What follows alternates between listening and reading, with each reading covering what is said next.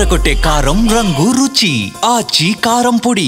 బంగ్లాదేశ్లో చిక్కిపోయిన మత్స్యకారుల కుటుంబ సభ్యులు అరణ్య రోదనే. కుటుంబ సభ్యులు ఎప్పుడు వస్తారు ఏంటనేది తెలియనటువంటి పరిస్థితి అయితే నెలకొంది. కుటుంబానికి సంబంధించినటువంటి వాళ్ళు ఇక్కడ ప్రస్తుతం ఉన్నటువంటి వాళ్ళని కూడా చూడొచ్చు. వాళ్ళ కుటుంబ సభ్యులు ఈమె భర్త కనిపిస్తున్న ఆమె భర్త ప్రస్తుతం కోస్ట్ గార్డ్ బంగ్లాదేశ్ కోస్ట్ గార్డ్కి అయితే చిక్కినటువంటి నేపథ్యంలో ఎలా ఉన్నారు ఏంటనేది తెలియదు. ఆమె ప్రెగ్నెంటు, అదేవిధంగా ఒక చిన్న బాబు కూడా ప్రస్తుతం ఉన్నటువంటిది అయితే ఉంది.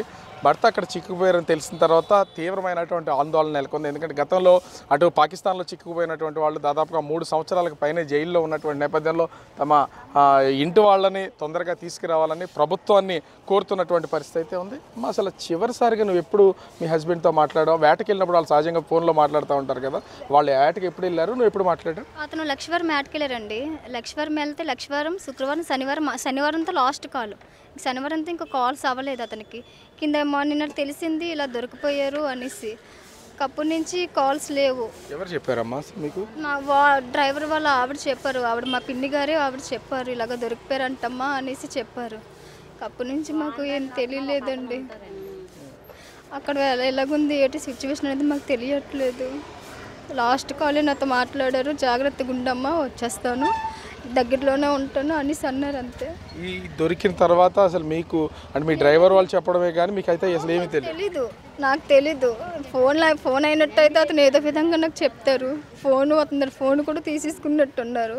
ఆ ఫోన్ ద్వారా కూడా నాకు చెప్పుదురేమో, చెప్పలేదు. నేను ఇలా ఉన్నాను కాబట్టి ఏటన్నీ తెలియలేక టెన్షన్ వచ్చేస్తుందండి.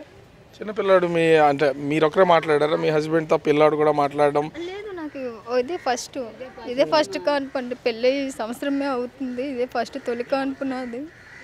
మా ఆయనకి వేటకెళ్ళడం ఇష్టం లేదు, కానీ మాకు బతుకవదండి. అక్కడికి వెళ్తే మాకు బతుకవనిసి వెళ్ళారు. ఈ లోపు ఇలాగ అయిపోయింది అతనికి. అతను ఇంత బాధపడతారు. ఎవరెవరున్నారమ్మా? అంటే మీరు మీ ఫ్యామిలీలో ఇంకెవరు ఉన్నారా మీ హస్బెండ్ కాకుండా? మా హస్బెండ్ ఉన్నారు, మా బాబాయ్ వాళ్ళిద్దరు ఉన్నారు. మా బాబాయ్ వాళ్ళు, మా అన్ని వాళ్ళు అందరూ అక్కడే ఉన్నారండి. అందరూ మా దగ్గర వాళ్ళే. మీరంతా ఇక్కడే విశాఖలోనే ఉంటారమ్మా? ఇక్కడ నుంచి వేటకెళ్తూ ఉంటారు? ఊరు మాది కొండ్రసపాలెం, విజయనగరం జిల్లా వైపు. బతుకు తెరువు కోసం ఇక్కడికి వచ్చామండి. ఈ లోపు ఇలా జరిగిపోయింది. సో అధికారులు ఏం చెప్తున్నారమ్మా? మీరు మాట్లాడితే అసలు ఎప్పటిలోపు తీసుకురావచ్చు అని చెప్తున్నారు. ఎందుకు మీరు ఇంతలా భయపడుతున్నారు? మ్యాక్సిమం టైం పడుతుందమ్మా. అక్కడ రూల్స్ కూడా ఉంటాయి కదా, ఆ రూల్స్ బట్టి టైం ఉంటుంది. కానీ వీలైనంత త్వరగా మేము తీసుకొచ్చేస్తాను, నువ్వు టెన్షన్ పడకు అన్నారండి. ఆ నమ్మకం మీద ఉంటున్నాం మేము. మీ కుటుంబ పరిస్థితి ఏంటి అసలు? మరి ఎలా వాళ్ళు జైల్లో ఉండిపోయాల్సిన పరిస్థితి వచ్చింది? మరి అసలు మీ బతుకు తీరు ఎట్లా? ఎక్కడి నుంచో ఇక్కడికి వచ్చారు? మేము ఊర్లో నుంచి ఇక్కడికి వచ్చేస్తాం బతకడానికి. కొండ్రసపాలెంలో ఉంటాం, ఇక్కడ ఉంటాము. మా మావయ్య కూడా ఇలాగ వేటకెళ్ళి చనిపోయారు. నేను మా ఆయన ఒక్కరే, మా అత్తగారండి.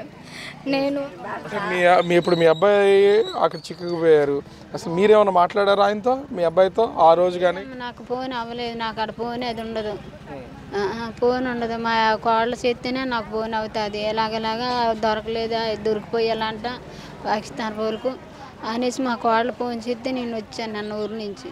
మీరు విజయనగరంలోనే ఉంటారు, మీ అబ్బాయి మాత్రం ఇక్కడ ఉంటాడా? ఉంటామండి,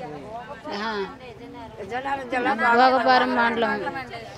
సో ఇక్కడ చూస్తున్నటువంటి ఒక్కొక్క ఫ్యామిలీకి, అంటే మీకు సంబంధించి మీరంతా ఒకే ఫ్యామిలీనా అసలు? అంటే ప్రతిరోజు వెళ్తూ ఉంటారుగా, వెళ్ళినటువంటి వాళ్ళు మీతో మాట్లాడడం ఏమైనా జరుగుతుందా? లేదండి, 2 రోజులు 3 రోజులు అవుతాయి. అక్కడి నుంచి మరి ఫోన్లు అవ్వండి.